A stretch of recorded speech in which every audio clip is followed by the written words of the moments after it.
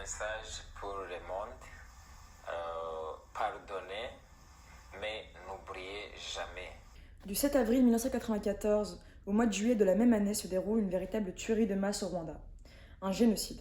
Un génocide, c'est une destruction planifiée et méthodique d'un groupe d'individus selon leur groupe ethnique, leur groupe racial, leur groupe national ou bien religieux.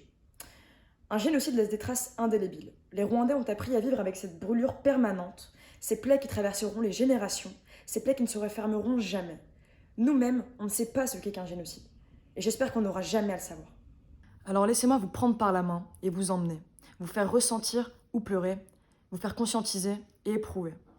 Laissez-moi vous diffuser et vous parler de ce génocide rwandais dans l'art et la littérature.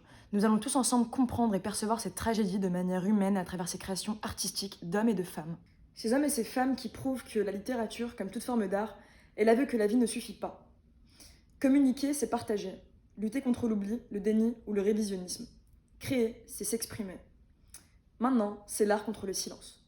Il existe deux types de grandes preuves matérielles liées à un génocide. Des preuves palpables, concrètes, réelles et objectives. Dans ce type de preuves, il y a les preuves mortelles, donc les rescapés et survivants de ce reste d'humanité écrasé en 1994. L'autre type sont les preuves immortelles. Ces créations artistiques et émotives, donc ça peut être des récits, des films, des séries, des peintures, des danses, des sculptures, des mémoriaux, etc., etc. Nous, on va s'attaquer à des preuves émotives, artistiques, liées à la littérature ou à l'art.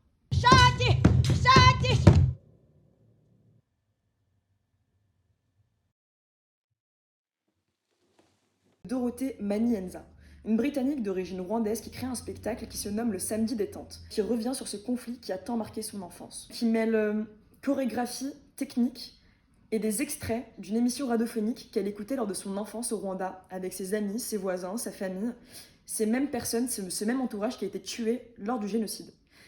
Et cette émission radiophonique s'appelait le Samedi détente. C'est pour ça qu'elle a nommé son spectacle comme ça.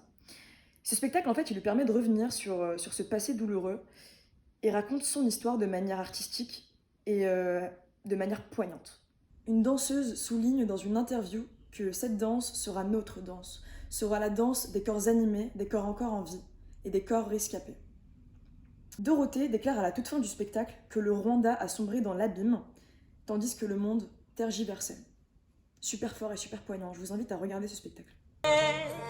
Ils n'ont même pas pleuré. Ils ont été massacrés dehors, dehors, dehors. Et si on mélangeait peinture et mémoire? C'est le travail fabuleux qu'a fait Bruce Clark, un Américain qui est parti à Kigali, la capitale rwandaise, et qui a pris comme modèle des survivants du génocide. C'est une œuvre collective qui met en scène un homme, une femme et un enfant debout sur grande bâche. C'est une œuvre qu'il a exposée notamment à Lille, durant 100 jours, donc la période du génocide, et qui les a exposés pour le 20e anniversaire du génocide. En peignant debout ces hommes et ces femmes sur ces grandes bâches, cet artiste clame un message à la fois humaniste et à la fois symbolique concernant ce drame du XXe siècle, pour redonner de la dignité aux survivants et aux massacrés, et une espèce d'ardente envie de vivre.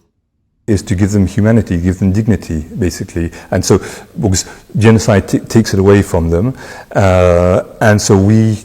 Vous connaissez sûrement le chanteur Corneille, c'est un chanteur français d'origine rwandaise mondialement reconnu. Ce chanteur se livre dans un livre qu'il a écrit, qui se nomme « Là où le soleil disparaît ». Dans ce livre, il écrit les traces de son histoire, de sa famille tuée lors de ce génocide dont il est le seul rescapé. Il dit même qu'il y a des choses plus faciles à écrire qu'à dire, lors d'une interview. Ce livre, il a principalement écrit pour ses enfants, pour leur communiquer dès l'heure où ils auront l'âge de comprendre ce qui s'est passé et de ressentir les choses, que leur père aussi avait une famille. Corneille a réussi à s'échapper en se cachant, et donc est le seul rescapé de sa famille, tué sous ses yeux. Dans son livre, il fait de son père un personnage principal à qui il parle.